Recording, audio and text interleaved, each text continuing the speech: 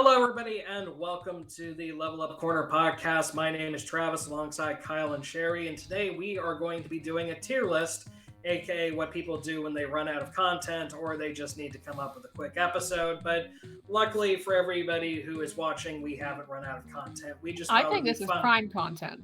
Yeah, I Personally. think I think it would be fun to Yeah, I do think an listing episode. your classes by tier is the way to go. Any respecting person would do that.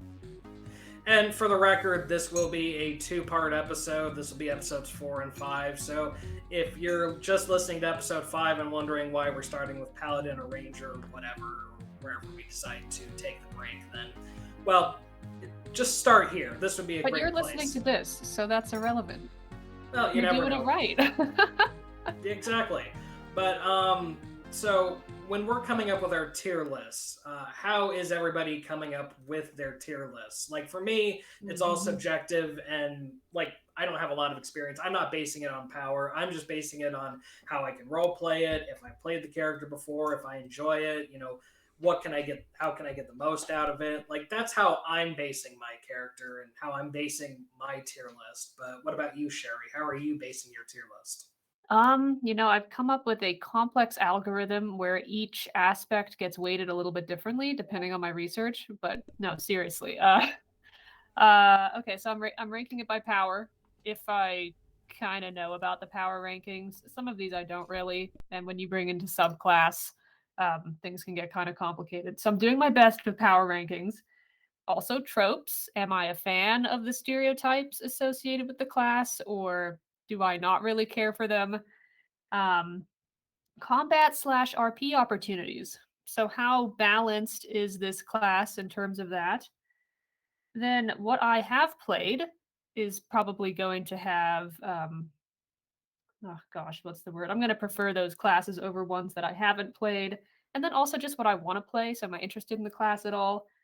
And then personal preference, because at the end of the day, it's my personal tier list. It's subjective. I'm by no means an expert in this game, so this is all just for fun. Yeah, somebody's S class can be somebody else's C class, and And that might truthfully, happen. yeah, I I mean, we'll mean, see. Wouldn't that be fun? yeah, we'll see where it ends up. Ugh. But Kyle, as the resident DM, how are you basing your tier list? Well, I don't get to play classes, so I don't get that No, luxury no that one you guys wants do. Kyle as a player, so he No. has to DM games to be able to play. But with DMing games, I have had a lot of people play. As I've been doing over the past 20 years, and I'm a professional DM now, I see a lot of players. So, what I am basing it on is the impact that a class can have upon the campaign. And I'm not talking about just, oh, how much damage they can do or how powerful they are. I'm talking about how this certain class seems to always present new opportunities for the party or change the narrative completely. I could have it set to where I only see that there are 3 options ahead of them, but this class can make a 4th option, or they're just so impactful that I always have to plan things around this class. And not necessarily a player. We always have those players which are very creative, inventive, and awesome, but this seems to happen more and more with these certain classes that I will rank higher. The lower ones, there will be issues about how players get dejected from it after a while, how they kind of want to change, how a lot of these classes, even though they're good, and any class can be good in D&D, there are some So it's power glaring rankings. issues. Power rankings, but also what I have seen players have enjoyment of these classes and how impactful they can be. Not just necessarily from power, as in like, oh, they deal the best DPS because we've min-maxed, but just the amount of options that is presented and the solidity of them. Like, yeah, can they deal Yeah, that constant seems damage? like power rankings. But I mean, that's not Me. Yeah, not here I to mean, argue one, semantics, I guess. well, yeah, it's all semantics ultimately, but I Right. think I tried to make it not sound like power rankings, but I guess at That the end of sounds the day, like power rankings. I mean, options goes into that, right? You don't want a class where you have like one super powerful option and that's it, and you don't have any versatility. But players' enjoyment I will take into account as well with my rankings. But with that said, we'll begin. We're going to be doing this alphabetically, so we are going to start with the first class, which is the Artificer, and it's a class that I'll go ahead and start here. It's a class that I've never played before, but it is a class that I find really interesting because I've always been fascinated by alchemy, And I feel like there's a lot you can do with an artificer. I mean, what they lack sometimes in strength, they can make up for in their ingenuity, and sometimes they can really come in handy in a pinch. And the role playing idea of it is something that I really enjoy. Somebody who may not be the strongest, but can use their wills and their wits and, you know, kind of create things in their own accord and create a way for them to fight. Like one of my favorite video game series is the Atelier series, which is based entirely around alchemy. The main character is somebody who's never strong. They don't have a lot of strength, but what they lack in strength, they make up for in their ability to craft items to help them in battle. And so, even though I don't really have a lot of experience playing that kind of character myself, and it's not really a character I want to play immediately. There are a lot of other classes that, as a newbie, I never played before that I really want to play. I would still personally rank them as a B. They're pretty average, but they're a good class that you can do a lot with, I think. But for some people, it may be harder to play an artificer than others. But I do like the class ultimately. Sherry, what about you? Well, honestly, I have no experience with this class at all because I think it is newer. I've never played one. I've never even been in a group with someone who was one. So honestly, I don't like getting my opinions from other people. So, I mean, just general impression, I might give it a B, but that's not really based on like real information that I myself have gathered. So I would kind of like to skip ranking this myself because I don't feel qualified. I think that's fair. What about you, Kyle? Well, I have had quite a few artificers. I'm about to get my fourth as a player just as recently died due to their own stupidity. Sounds so happy about that. They were told so many times. It was basically like it's the red button in front of you. Like, do not press this red button. There's a sign. There's on the door. Do not press the red button. They enter the room. They see there's a red button and many other buttons, and they go over and they say, "I pressed the button," and they just. It sounds like you.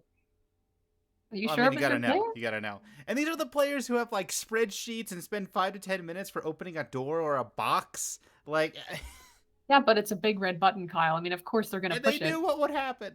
Yeah. So I'm gonna have a fourth artificer soon, but I have seen quite a bit with the artificer. I have seen usually what happens is. The community has this wonderful idea of an artificer. They are there to make magical items for the party. They can cast spells. They have some martial capability. They're just like, amazing in every way. But the reality of it is that you are a half caster, which is like a paladin or a ranger, rounded up instead of rounded down for spell casting. You don't have many martial proficiencies unless you chose a subclass that did. And you can make magic weapons, which is good, or magic items, I should say, not just weapons, but you can make magic items, which is good if you didn't find those already in your D&D game. So if you have a DM who just like, man, you're level 8 and you still haven't found a magical weapon because I want you to always deal half damage to all my monsters. Well, this is when an artificer is good. But aside from that, it's it loses its power the more giving a DM is. Yeah, I was gonna say, like, do you even need an artificer if you have enough magic items? No, you don't. If a DM gives a moderate amount of magic items, not what people have in adventure modules, they notoriously give less magical items than probably what you should get. But if you are getting a normal amount of magical items, 1, you don't need an artificer. 2, you really don't need their spells. And 3, you don't need their subclass because there's nothing they do that's better than anyone else or good, like another class that we'll talk about, but they're okay. And if you're creative, it works out well, but if you're not creative, it's terrible, which is why I put it as a B. It doesn't add a whole bunch of options. Is there anything that they do better than any other class? Create magic items. Well, that's like their whole thing, though. And they're only temporary, too. That's the thing. Right, yeah. And you can only have, one made at a time or something? Well, it depends on your infusion number and your recipes, and there's only a certain amount of versatility that you have. It's a very good idea that just... When you have a jack of all trades... They might have to change it a little bit whenever they update fifth edition. Yeah, and when you have a jack of all Get a bit of a trades, buff. either they feel completely overpowered, like the most powerful class in the game, or it's just like, why would I play them? They're crap. There's no in between usually, and the Artificer just, I think they're actually okay in balance. It's just you get that feeling of I can't make a huge impact like everyone else who's specialized can, and that's where the Artificer falls as a B. Just like meh. No, that makes sense. Although speaking of kind of tropish characters and characters that you can do a lot with or a little with, who wants to take the reins on Barbarian first? Everybody's favorite starting class, right? Yeah, I it's mean, they're not definitely my favorite. For a reason. They're not my favorite. I have a bias toward classes where you have to think a lot. So usually magic classes, but sometimes like the more difficult fighting classes like rogue or something like that. I enjoy that as well. With barbarian, you really don't have to think very much. It seems you just hit things, and you don't really do a ton of role play. So it's just definitely not for me. It seems to be the class that people go to when they're just starting out, which is, great that there are classes like that, but I've been playing for 10 years. And yeah, it's just not my thing. I also don't like how it scales at higher levels. It seems like the barbarian becomes less and less effective.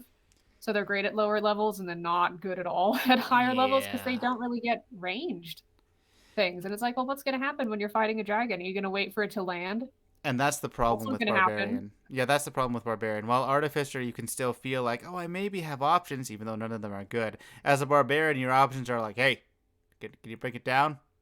Damn, is it a Skyrim dragon? No, it's a D&D. Dang it. It's not going to come down Yeah, to and fight I mean, us. I'm sure they get some ranged options. They must, but like a javelin, maybe? Oh, yeah, a Javelin. A level Which is, 1 item that you get is great at level yeah, they don't 14. go very Like, far. 2060. I know that range very well Mhm. for some reason, Yeah, I Barbarians. think the one barbarian subclass I would be interested in playing would be the wild magic one, just because I mean it's wild magic. That could be exciting. But one thing you have to But understand is that barbarians, while alone, they can have many different problems, and you could have the problem of, I have to spend my whole turn to dash.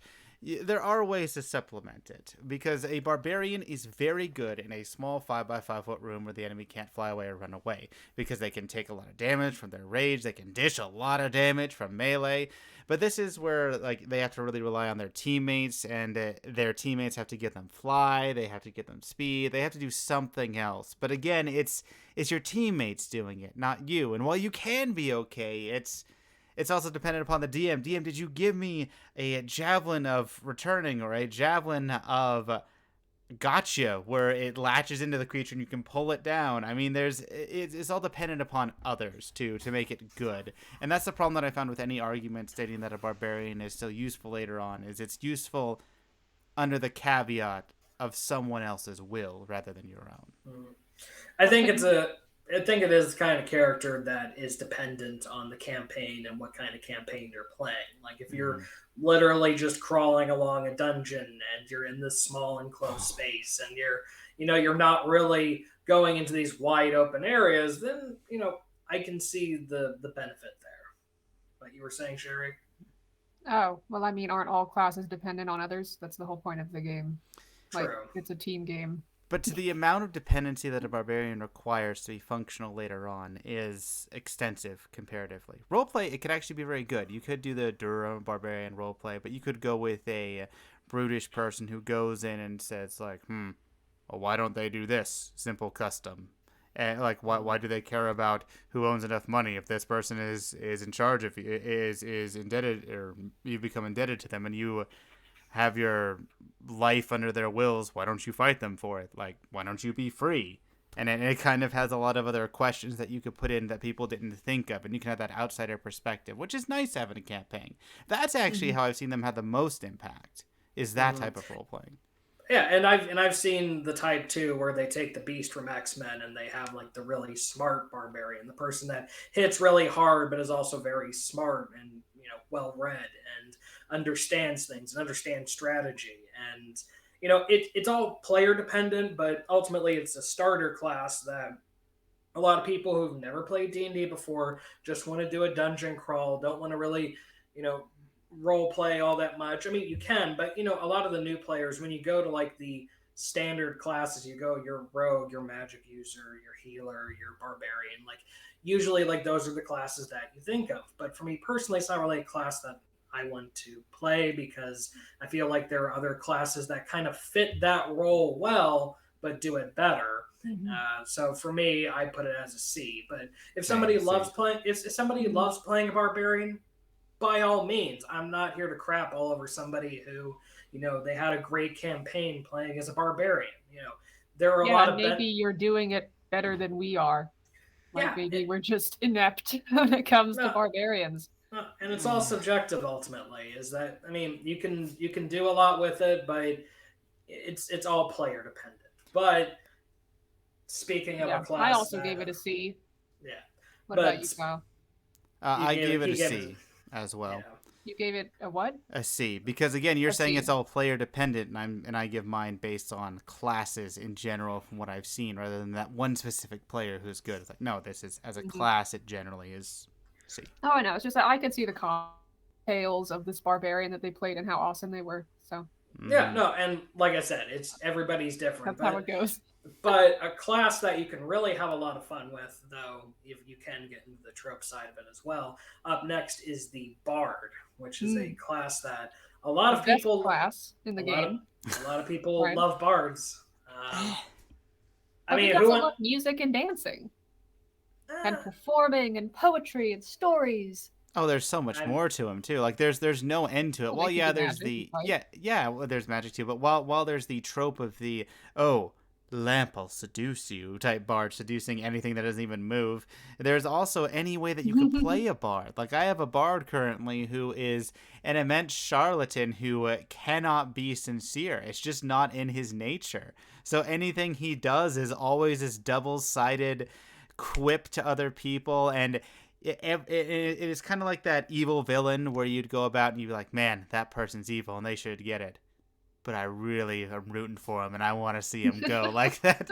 You could do anything with the bard. And in addition to that, Artificer has a problem of not being able to do just about anything well, while a bard can easily equal or outclass other specialists. I mean, they are amazing. no, Yeah, they demons of are. power. They're awesome. No, they're a good class. They really are. I feel like I ranked them lower than both of you, but ultimately, I mean, the last character I played was a bard, and admittedly, I didn't get a lot of the introduction side of things because I joined the game halfway through. But it kind of goes with what Kyle's saying: is you can play a bard a lot of different ways. I played my bard as somebody who was possessed and haunted, like their entire family died and they've just been possessed by various demons, and the only way that they're able to express themselves is through their music. So kind of the Kurt Cobain-ish sort of, you know, dark and brooding side of the bard, where you can really do a lot with it, but their performances is the only time they ever really felt alive, the only time they ever felt like they had any agency or any control or consent in anything that they were doing, and that they felt like being a performer and being able to support, because I played my bard as a support class, you know, like if we're going into a really big battle, here, have an AC boost, or here, let me give you some inspiration, some bardic inspiration, so The that AC you boost can. was like my special item, just to Yeah. clarify. But Homebrew. Yeah. I'm just saying you can do a lot where you can help somebody out and you can, you know, build them up, and you know, even bardic inspiration, that's a base item that, you know, like Oh, I love that. If you don't know what to do with your turn, well, throw out some bardic inspiration. It's always helpful. inspire them, and you can do a lot with your magic as well. You can put a lot of variety into it. You can be a support class, you can be more attack heavy, you can be a bard is such a versatile class that you can really do a lot with. Yeah, you could have an entire team of just bards. Like that's how versatile they are. That's one of the reasons why I love them. I mean, they get sufferable, but you know, like. Well, I mean, you could have like a troop of bards. So like, actually, I think I did that once in a campaign with just me and Wizo. God, yeah, you So did. I played a bunch of bards, and they were all in a band together. So I think Little it's just brown such a great jug idea. and some. Yeah. all the best instruments, like the washboard, the little brown Oh jug, yeah. all the Oh yeah. classics. Yep. And I was like coming up with songs. I mean, it's just perfect for me because I Yeah. grew up doing performing arts. I don't do them anymore, but it's like when I play a bard, that side of me just comes out and I can start whistling and singing and dancing around. That's just awesome. If anyone wants to know what But psychic damage looks like, that's what it just looked like right there. yeah. Thanks, Kyle. That's But And that you're- memory. but what was interesting was like I mine. loved it. Oh, it was Mine didn't great. really have a lot. Mine didn't really have a lot of strength, but it made up for in magic, and it came in clutch a few times when Kyle wanted to throw in some boss fights, and I just turned them into frogs, and just that problem solved. You have a great spell list. And we'll Polymorph. walk away. It'll Excellent never spell. happen again. 5th level Yeah. polymorph. There we go. The end. But I mean, ultimately, I ranked it a low A. But I don't know. Like you guys, probably the way you guys are talking, your guys are ranking it like S class. But It's S. I- The spell list is already good. You're also able to get spells from everywhere else. The subclasses let you be literally anything and do it well. It's S. But and Yeah. Sherry, yeah, Easy Sherry. S. This is my top class in the entire game. I think bards are amazing. You can heal, you can damage, you can do utility, you can be a combination of things. Super fun role play, good combat. It's the magic class, which is awesome. The flavor suits me, and you get this ability called Magical Secrets, I think it's called, Mhm. where if you find, hey, I'm not really using the spell, well, when you level up, you can swap it out for something else. Oh, that's There just you go. normal, but you can do it from any spell list. Any. Yes, like you can get spells from other classes. It was a brilliant idea. I'll give him that. I- That And was then bards know about everything. Bardic I think knowledge. I think Jack of all utility trades. utility jack of all trades is probably the best description. Is they're a really good utility class. If you put the time and effort into building a bard and creating a bard, you can really have a lot of fun with it. And it's a class that, I mean, I ranked it lower than you guys, but admittedly, an A is still an A. It's a really good class. Yeah, A is So still it's excellent. still a really good class. Mine is all completely subjective, and I'm like, I really like a bard, but there's some other classes Yours I is the like crazy more. person list. Yes, I'm the insane person. But I think we've waxed poetic enough about bards, and the next one is actually one that, I mean, it's technically homebrew, but it has enough status, I think, that it's official. It's on D&D Beyond. It's on all the tier lists. So which is it, homebrew or official? It's homebrew that is unofficially official. What? Yeah. I don't get it. Thank Critical Role. I think it was critical. Yeah, because as we all know, and we've talked about, Critical Role has a very big grasp on the community of D&D. Me personally, I've never watched a single episode, but I know. Me neither. I watched the first I don't have the attention span. first two seasons, I guess, are campaigns. But I've known enough about Critical Role. I've met everybody in Critical Role. I've talked to all of them. You've met them? Yeah, they all come to conventions in Seattle all the time. Oh wow! Okay. So like, I mean, how it have just, you met them? Obviously, It his just- personal friends. He's games with famous, them. you know. No. Get him on the show, Travis. Like, Well, I mean, there was a time where I was interviewing like celebrity type people, but generally speaking, I've met them all enough times. Like especially like Laura Bailey. Like I met her enough times. Like I think I've met her between anime conventions, video game conventions, and like Emerald City up here in Seattle. I've met her 14 times. So, my God, you're counting? well, like to the point where she knew who I was because my name's Travis. Her husband is Travis Willingham. So it's like, Okay. it's like, hi Travis. Funny. Hi Travis. Nice to see you, Travis. Well, we got So- an in then. We'll have to So- put her on the show. No, but you know, Hey, like remember me? It's the other Travis. Let them be. There is- They're just people. but there is the joke of like, oh, hi, other Travis. But you know, they're all really nice people. They all really care about voice acting. They care about D&D. They care about the community. I mean, there's obviously toxic elements of it, but more often than not, I've met a lot of really great Critical Role fans and people who love the series. And, you know, I feel like it has enough of an impact that even though Blood Hunter is technically homebrew, officially unofficial, I think it counts enough. And it's funny Well, it was too. on the official list of classes, so Yeah. So, Yeah. but what's funny about the Blood Hunter class is actually that's the next class I'm going to play. We recently wrapped up. I don't know whether you want to call it Act One, Part One, We whatever wrapped you up a want to campaign, call it. Order and We were, Chaos. yeah, we wrapped up a campaign and now are doing a new campaign. And it was the first class I went to because it's something that was so new to me. And it looked interesting enough that, the spoiler alert, we this is not the first time we've recorded this episode. And don't there tell were, them that. there were audio issues on my end. You think after 12 years of podcasting, I would have known better. But That's good. but the first time we talked about it, none of us really had a ton to say about it. We had some things, but none of us have really played a Blood Hunter, and so I wanted to, with it coinciding with the end of the campaign, I wanted to play it. So I've done a lot of research into it, and it's a really fascinating class that has a lot of versatility to it. So before I would have. What is it?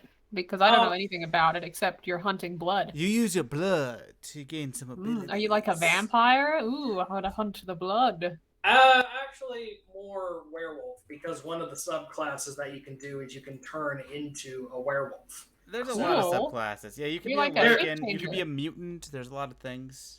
You could be somebody that's like, you can be like a ghost vampire hunter. Like in my case, mine is like a Vanessa Helsing type character, where it's just like she hunts creatures of the night kind of thing. Cool. Like there's a lot of variety to it, where it's all based on like the order. There, what Kyle was getting at is there's different orders with Blood Hunter. Like there's mine, which is the Order of the Ghost Slayer, which is like the oldest of the orders. They discovered blood magic and are using it to hunt those that try to do evil. And then you have the ones that can turn into a werewolf. They have heightened senses, and they can transform into this giant werewolf creature. And you have the mutant types that can shapeshift and do all these kind of things and have all these sort of mutant powers. And then there's ones that are like, they have like this otherworldly patron, like the Order of the Profane Soul. And how's that different from a warlock? Not very different, if I'm being honest. Honestly, a lot of it. Order of the Profane Soul literally has pact magic. I'm looking at it. No, it has. Yeah, it seems like a warlock. It's basically, if you want to play a warlock, it's a paladin warlock. Oh. I was thinking, it's kind of paladinish with the hunting evil. Yeah, it's a paladin warlock basically, but it's. But aren't warlocks usually evil? Or veering that direction? Hey, that is a stereotype that is only correct most of the time. I mean, right. like we're talking about stereotypes in this episode. So. Well, and what's funny is the one I'm playing. Usually, I play chaotic characters, but this time I'm playing a lawful character. So, like, it depends on how you want to build the character. You can build them to be this evil, demented hunter, or you can build them as somebody who believes they're doing the greater good because they've been called to a higher power. Or you could be both. Or you could be both. Lawful evil. There's a lot of, but essentially, it's a monster to fight monsters. You are being and becoming a monster. Yeah, basically. Yeah. Kind of. So I have a lot of questions, but I feel like I actually have had a blood hunter in 2 of my games. However, they have been very, very brief, less than 5 sessions each. From what I have been able to ascertain from blood hunters, they are closer to, like, I would say monks, warlocks, and rangers. Warlocks, then they have like some abilities, kind of like rangers and monks do with ki. They're also they specialize in dealing damage and some other stuff, but it's not amazing, outstanding damage. And their extra features are cool novelties, but not enough to really change the game. So they're just like all around, and they're okay. I put them in B. Yeah, after doing enough research on them and the fact that a lot of people like to multi-class them with the warlock just because of how it is. But I mean, I put them at, because because it's tough. I haven't played a session yet. Right now, it's a very high B, but depending on how the campaign goes and just the way that I can role play it and really do a lot with it, I feel like if I play it well enough, I may end up putting it as a low A, just because it's all dependent, and I believe that there's a lot of lore there that you can really dig into. So for me, it would probably be like a low A. But for right now, just without having played a single session, it's a very high B with potential to go up, just because it's a really interesting class, I think. That if you play it well enough, you can do a lot with it. But Yeah, it sounds really cool, actually. I think I would want to try it. that's ultimately why I did it. Once I saw the orders, and I was like, because I didn't want to play a human, I wanted to play. In our new campaign, we'll have 2 blood hunters. No.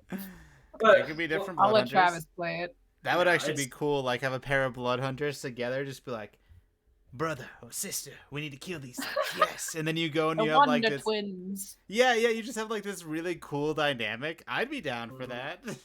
I mean, you can do a Oh, lot, I guess. but I mean, admittedly, the part of the reason why I wanted to play it, and Kyle, you can correct me if I'm mispronouncing it, is I didn't want to play a human or an elf or like any like the very standard races, and we'll get into races eventually. But I wanted to play an Azamar, Oh yeah. so That's that's smart. why Like the fallen angel? Is that what they're they are? they're descended from celestial. I mean, we'll talk about it in the episode, but they're descended from celestials, and you can do a lot with the alignment there. But I like the idea of these celestial winged beings that are just like, and you mix that with Blood Hunter, it can be really cool. Yeah. Especially, so, I mean, I don't know. I mean, I'm not going to wax. So I too put it as a much on B. but Travis, you put it as an A. You said. right now, high B with the potential, Potentially. depending on how. Yeah, it could be an A. Okay. I feel like I could have enough fun with the character that. And what did you place it in, Sherry? I didn't. Oh. Yeah, I'm breaking all the rules here.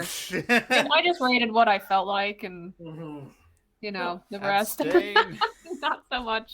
No, and that's All right. that's Just thinking fine. about it. I mean, there's another Critical Role 1, the Gunslinger. That's an offshoot. That's a subclass. Screw it. It's not a I full definitely class. never It's heard not of real. that. So no, I mean, There's no guns in D&D.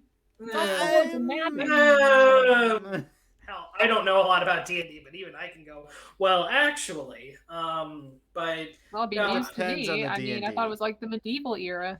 Well, but yeah, but they're I didn't- also researching things, so you would get things like the crappy powder guns. It's not great, but that's why the guns don't deal more damage like a bow or crossbow.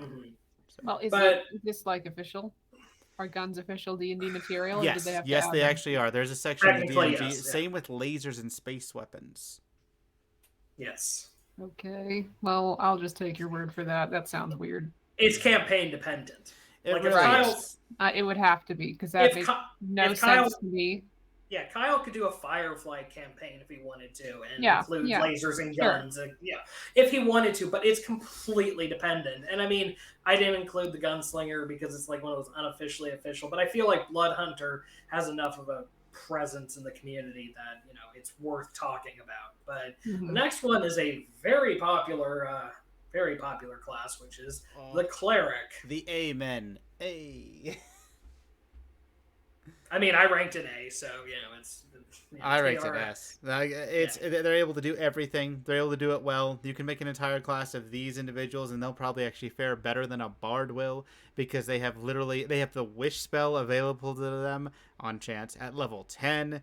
They have so much roleplay that they impact the campaign. The DM, of course, will break some things sometimes just to allow that cool, like, divine roleplay interaction that you have, and you don't even need to break it as a DM. They just break it as a cleric. They just walk in and are like, yeah, I'm in full plate and I'm a full spellcaster, and I also am able to have an extra attack with a martial weapon. Like, what more do you want? No, it's ridiculous.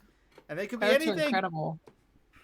Like, in terms of power, they are one of the strongest classes, and you have so many options. I mean, if you look at the subclass list, I think they get like 11 subclasses or something crazy. They get more than anyone else. And if you're a light cleric, you Yeah. get fireball too. Yeah, it's nuts. I mean, 'Cause you light just it like up. with Bard, you could have an entire party of clerics.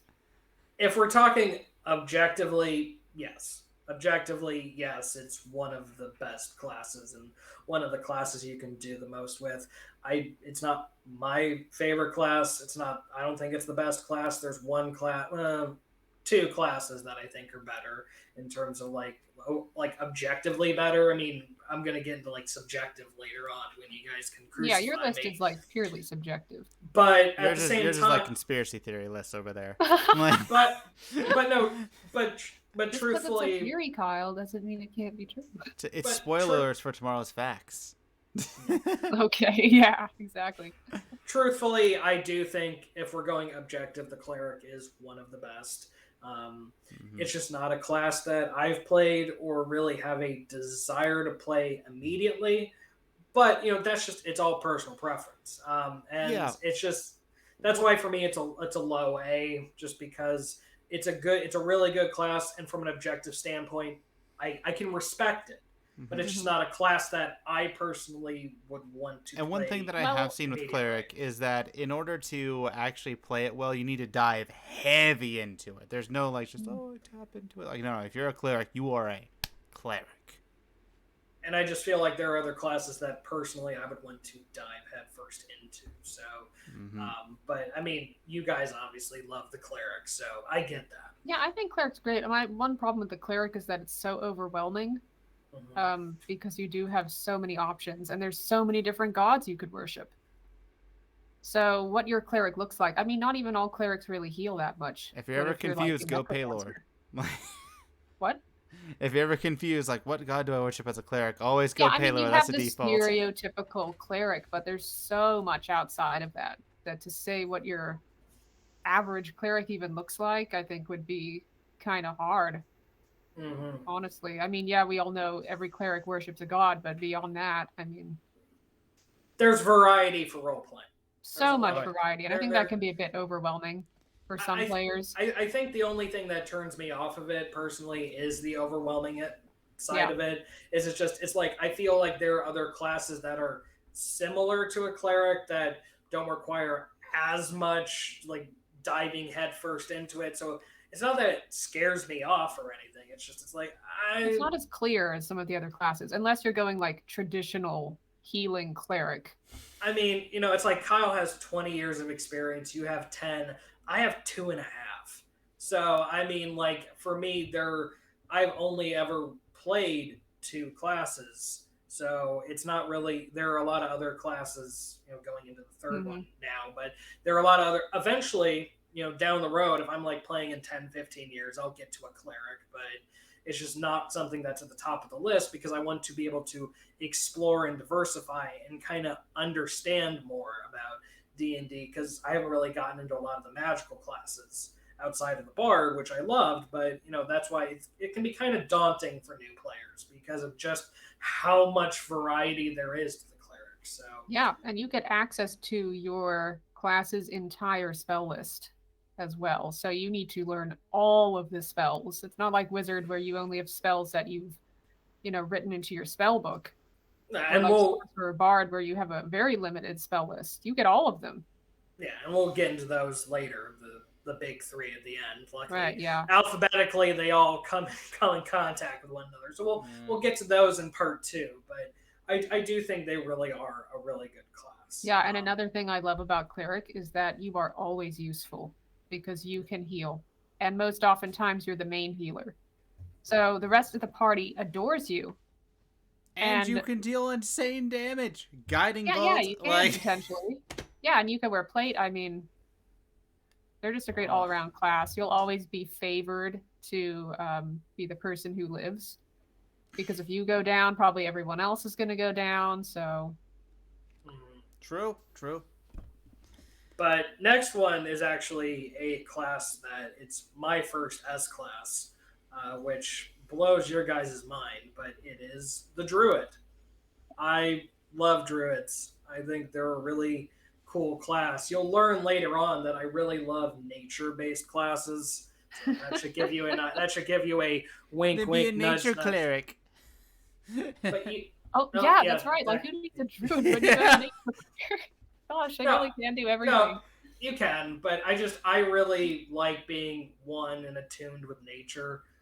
So that might be a spoiler for later on. But I really love druids and what you can do with them and being in tune with nature. I mean, granted, there are those that you can fall into the tropes of like wanting to be like a forest dweller, like Radagast from Lord of the Rings or something. Like like you can do a lot with that. But I like the shapeshift ability. I like the subclass options. I just I there are a lot of things that I feel like they're a good beginner class. I personally Oh, feel like really? Drew. I feel like they're. I I would feel like agree. they are. I That's feel like interesting. they're. I feel like they're one of the easier spellcasting classes. Oh, Well, here's the reason why I that's agree an with that and why I interesting think take. that Travis is correct is because while bards and clerics may have an immense amount of spells and they're all so good, druid has a lot of spells and like a third of them are actually good and useful. And then the other ones are very situational that you're prepping for. Like for example, if you're going to I don't know, find some way to control water. Well, you have to know that you're in that environment. You have to pre-plan for it. And then there's a lot of spells that you have to pre-plan for, not just a lot of spells that are Well, oh man, that's a try to lot of take spells on other spell lists. I mean, look at the wizard. They have so many True, utility the wizard spells that you goes have to with that, plan and for. we'll talk about that later. But the druid is also somewhat limited with those options. So you have that part where it's like they're good, they're not amazing with their spell list, but it's still good, and they Well, can they get spells that some of the other classes don't get. true, but it's a lot more I wouldn't say limiting. I would say it's a lot more focused on what you should probably get as a druid, and you can't go too wrong on some of those general spells, and it's perfectly fine. But you can also Although shapeshift to have that Mm-hmm. utility, which Yep. is really neat for new classes and stuff. But yes, Travis, I don't think limited is exactly a bad thing here it's not because like if you're going with like a newer player, they don't really have a ton of limitations, but it can be more forgiving for new players because one thing you'll run into when you're starting out D&D is you're trying to figure out how to cast magic, how to figure out magic, how to kind of wrap your head around magic. So you have like trying to figure out all the different options and trying to figure out all these things that you can do with druid is that it's a little bit more contained. So it's a lot easier, I think, to kind of wrap your head around. Like, this is my character. This is the magic spells they can do. If I'm running out of ideas of what to do, I can do this or I can do that. So I feel like it's a good like beginner kind of class for a lot of people. If they don't want to feel like it's too daunting, but they don't want to go like full warlock. So I like the nature aspect of it, and I feel like there are a lot of options that you can play when it comes to being a druid. So I mean, that's why I put it as S class. I love nature. I feel like there's a lot of role playing abilities there, and I feel like it's a good beginner class, and I feel like there's a lot of opportunity to do a lot with it. So I mean, that's where I stand. Maybe that's my first crazy option on here, but No, that's I what don't I, think I so. but I that's think what I you made believe. a lot of good points. I don't I know. mean, I put it at A class just because I think it's a really strong class, but there's just others that, like in terms of subjectivity, that I just prefer playing or that I think are a bit stronger. But kind of like some with the other classes that we've talked about, Druid is really versatile, so you can deal acceptable damage, right? You could be ranged, you could be melee, you can do magic, you have access to spells that no other class in the game has. So you'll always be unique in that respect. You can heal, so you can be the main healer or you can be an off healer, so you're always useful there. You can shapeshift, which is amazing. It's the best class for nature in the game, in my opinion, although that might be more of an objective statement. We'll see. And I like how the spells really lend themselves to be used creatively, because Mhm. that's one of my favorite things to do in the game is to think, how can I use this spell in a more innovative way? There's a yeah, lot like of options stonking. for creativity. Yeah. Exactly. Yeah, I love that. yeah, and it's one that you have to again. If you go beyond the basics of the spells that you would always take that are usually applicable, you would have to have some thought in mind, some scenario that you would be able to use those for. And those spells are limited to some of those broader examples, but that's again not a bad thing. It's a pretty good class that I would say is an A. Not as good as Bard or Cleric because the versatility and impact that I've seen them have on games is insane. But Druids also have had quite a bit of impact, especially with their wild shaping into little rats and spiders. Mm-hmm. Yeah. Yeah, no, for me, it's a really great class that I think can appeal to a lot of people, and so it's a class that I really love. And speaking of class that I really love, unless you guys had anything else to add to the druid argument, No, because the next one is one of my other few S tiers, the fighter, which I think Oh, really? Okay. I think fighter is one of the absolute best classes in the entirety of D&D. Wow. Not the top one, but I just feel like in terms of their ability to, I feel like it's a better barbarian in a lot of ways. It is. Like I can definitely agree with that. I mean, granted, you can run into the stereotypes of a fighter, and for some people it might be boring, but I feel like there's enough versatility with the subclasses and just what you can do with a fighter that it can be really, really fun to play a fighter. And I mean, for me, I like the straightforwardness of it. Like a fighter is it's very straightforward. Mm-hmm. You are there to fight. Exactly. You are there to fight. It's an easy role to go like, all right, what am I? I'm the fighter. What do I do? Fight. So when you put it like that, especially if you're a champion fighter. I'm here to champ. I'm a champion. I'm a champion of the arena. Are we not in the arena? Can I be a champion of this arena? But I feel like when it comes to like combat, like you get into, the paladins or the barbarians and the monks, and you have these types that can fill a certain niche, but the fighter, I feel like for newer players you can do a lot with the fighter, and you can really put a lot of effort into it, and it can be really flashy. I mean, there are a lot of ways that fighters can fill certain roles that other classes do, and they do it better, and they just really. They're an all-around solid class. They're the only class in the game that can have 9 swings without 9 swings? Are you serious? Mm-hmm. Yep, 4 action surge, 4 offhand bonus. Well, I was not wrong about the min-max thing. Well, I mean, I don't you know don't really normal. I think that's like level 20 though, but I'll have to double check. So I mean, think about this. Some people just want to come in, enjoy the show, fight.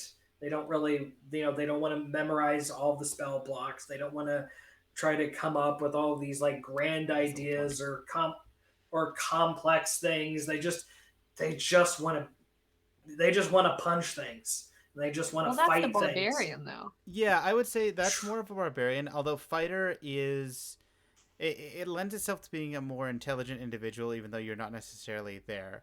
Fighter also has more optimization on damage. Yeah. Barbarian has a focus on, as a class, not getting the heavy armor, but making themselves still able to be a tank in some way. Fighter is just, I deal damage. And then you can do that with subclasses. Even Eldritch Knight, there's ways to get damage.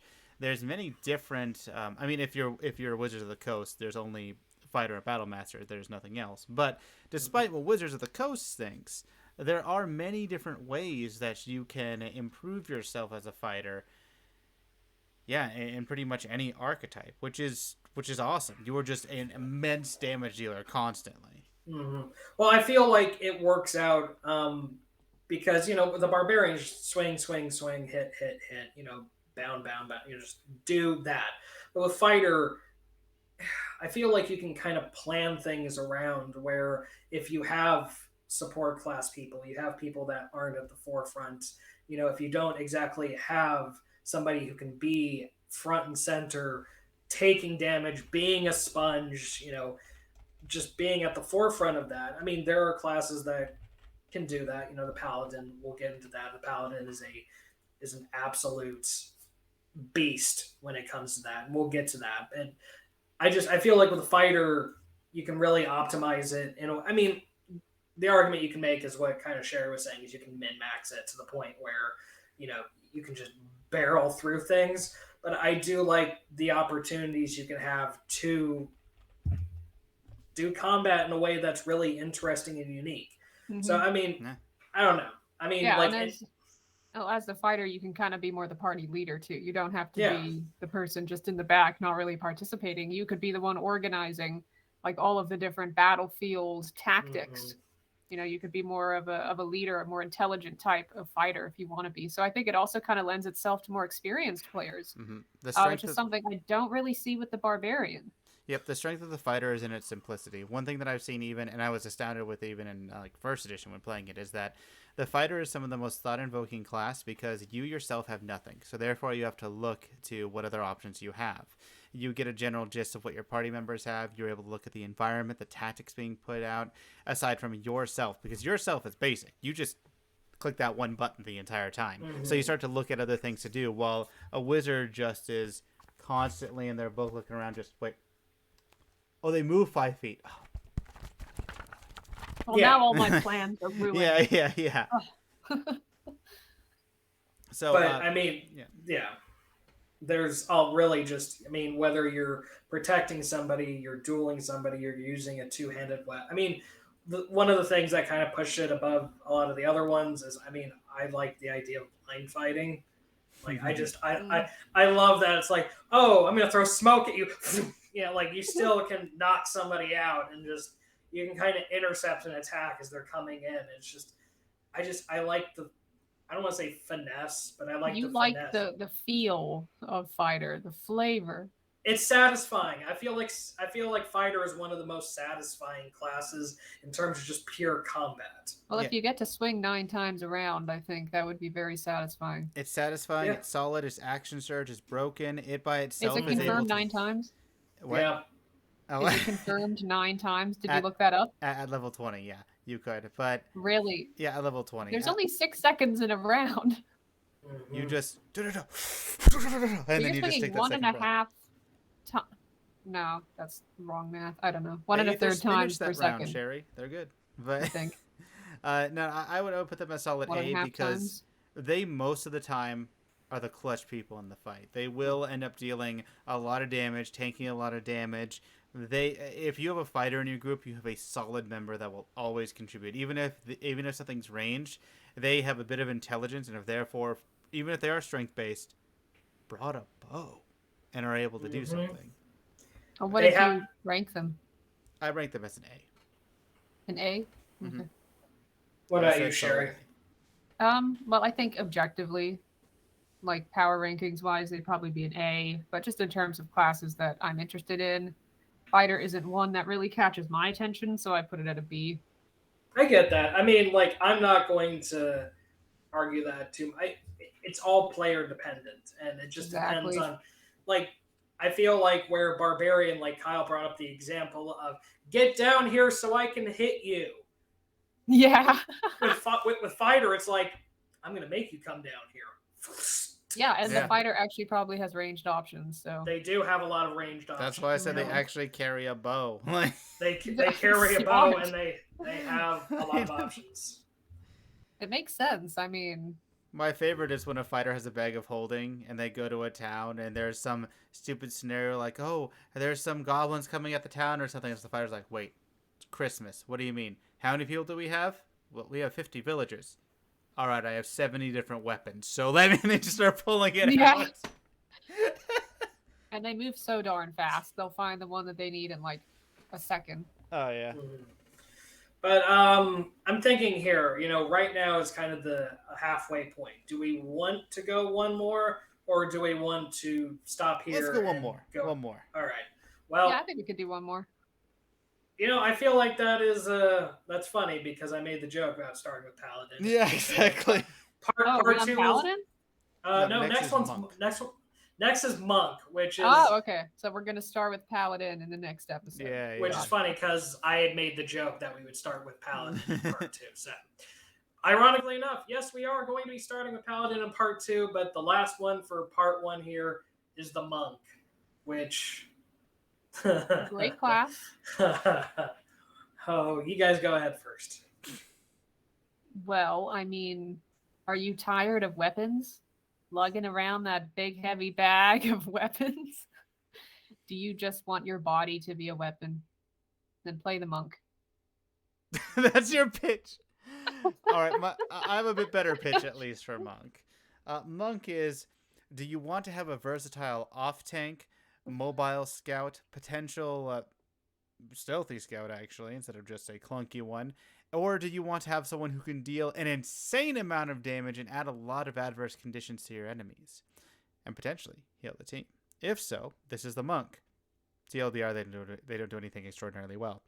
They're good. They punch extraordinarily well, Kyle. They Better do. than any other class. They do punch better than any other class, I will give you that. The problem with the monk is that they are limited on a timer until they're after level 5, then who cares, they have ki forever. But after but until then they are limited on a timer. And even afterwards, they just burn through ki. When they find out that, oh, I haven't ran out of ki in the last 2 levels, they go into a fight and they're just boom, we're gonna flurry of blows, we're gonna stunning strike, we're gonna do that for 5 rounds in a row, and then wait, when I'm out of ki I can't do anything. And there's this versatile person who has to decide if they want to deal damage, if they want to move, if they want to tank with patient defense. Giving disadvantage to everyone attacking them is freaking amazing. But again, they're just that cool one that can do a lot of things, fill a lot of rules temporarily.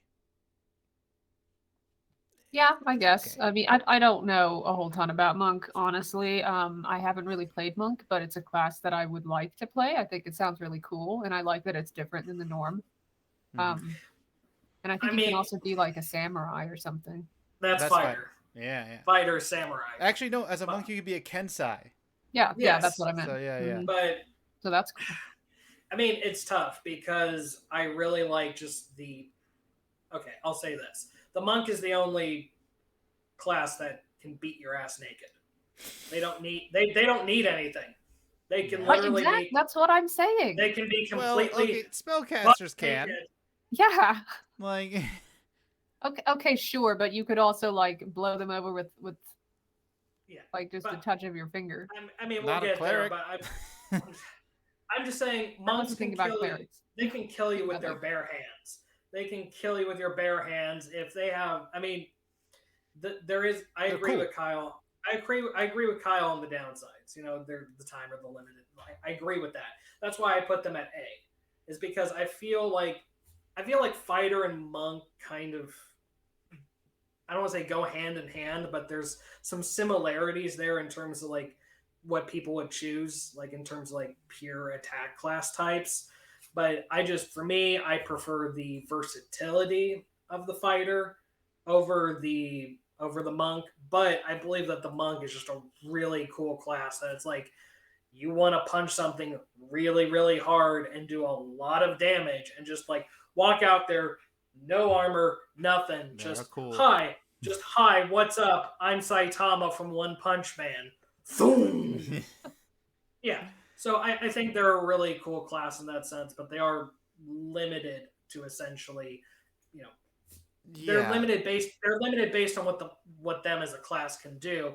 But I feel like somebody could have a lot of fun playing. So here's also the thing with the monk. I put them as B because they haven't ever really done a ton to the game. Like, yeah, there's some cool instances where it's like, wow, I walked up a wall, and it's like, oh, that's so anime awesome. But did it really change the game? Did it? I mean, yeah, you got some scouting there, but did that really make a difference? And in a fight, you have a timer, and there's only so much ki, and if you're not using ki, you feel kind of terrible. And that's great if you just have one encounter a day, then whatever. But if you actually have times where, let's say, there's a few different encounters and there's 3, let's say, in between short rests, but monks instantly become so much more worse. And in addition to that, they don't make the difference. Even with stunning strike, the problem with stunning strike is when you get it and when you use it, you're doubling your ki usage for that round, and it most of the time doesn't work because many monsters, or those that you fight, have high con saves.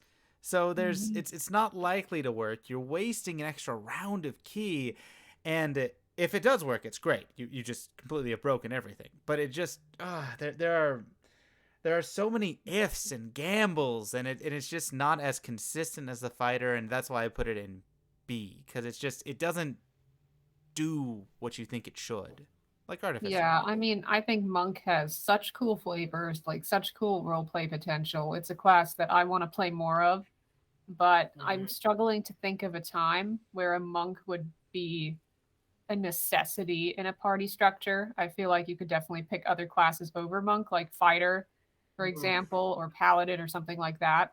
And maybe play a monk if other roles are already filled, and you just want something kind of role play and combat-y or something like that. But it's not like a clutch class, like a necessary class. I think it's a fun class. So I I think rank it a B. I think ultimately for me it's a low A, but I think really that's ultimately it. That's the argument, is that you could play a monk, or you could play a fighter, or you could play a paladin, or you could play. There's a lot of yeah. You could be the cool, ors. or you could be useful. There's a lot of of class you play when you want to be kind of cool and different. There's a lot of ors. There's a lot of ors in it that and a lot of ifs. keep it from being. There's a lot of ifs and ors that I think keep it from being higher up. But I don't know. It's like ask me on a different day, I might say high B. But today, well, I'm if we have to record the podcast again, then we will be asking you. But you know what the thing with monk is that it's so like it's all or nothing. Like, let's say if you get 2 stunning strikes in a row on a boss, then it feels so good, and you just flurry of blows, and you just and you got it good. But if they don't stun the boss, and if you miss like 3 out of 4 flurry of blows, you've already used 4 of your key, and you're like, wow. And then what? Yeah. So. And then what? I feel like I don't want to say flash in the pan, but it's good for being flashy in certain situations. But I would always pick fighter over a monk. If gun to my head, I would pick fighter over monk. I like monks. I think they're a cool class, and I think you can do a lot with them. But if given the choice, I would always, out of like the purely fighting type classes, I would go with that. But it's funny. The next class is one that I think we're going to have a lot to talk about, although I think we're all in agreement on it. But for now, I feel like this is a good place to stop part 1 of our discussion on classes. And, be sure in the comments to let us know what you think. What are some of your favorite classes? Don't crucify us, because all this tell is us why we're wrong. It's all just our opinion, and honestly, we're gonna get to the rest of them in part 2. Tell us why Barbarian has more utility than Cleric and Druid combined. Yeah, tell us why Barbarian's the best class in the game. But, until then, be sure to follow all of our links. Go to our YouTube channel, subscribe, comment, let us know. Listen to us on Apple Podcasts, Spotify, Pandora, pretty much anywhere you can listen to podcasts. I've made sure that you can listen to them on. Check out our Patreon if you want to support us.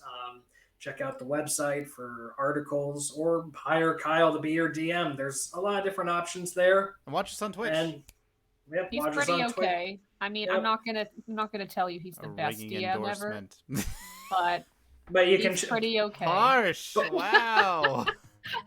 No, you're great, love. Nice. But if you want to get an idea, you can check us out on Twitch, twitch.tv/levelupcorner. You can watch a session and figure it out there. But until then, keep playing games, and we'll see you all next time for part 2 on classes. Keep rolling. Bye.